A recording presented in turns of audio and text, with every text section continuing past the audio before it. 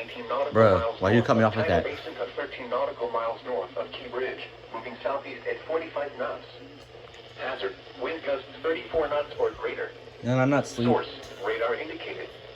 Impact, motors and small craft could be thrown overboard by suddenly higher winds and waves capsizing their vessel.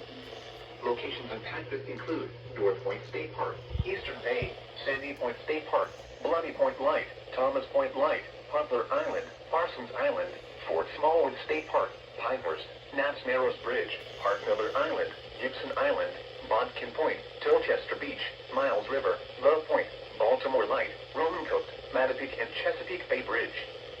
Boaters should seek safe harbor immediately until these storms pass.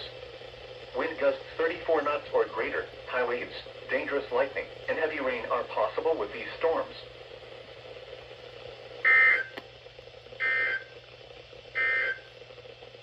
Here is the official National Weather Service forecast for Upper Delaware Bay, issued at 10:10 p.m., Thursday, March 23rd.